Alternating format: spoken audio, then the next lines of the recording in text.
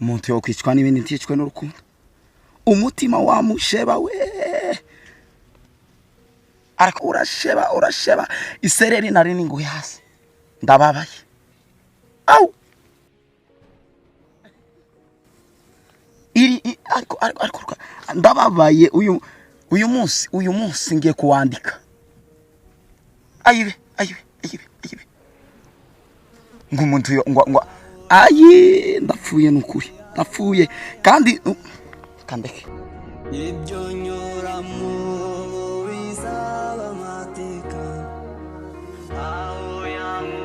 ayibe cyangwa niyo affection mu mutima bazavuga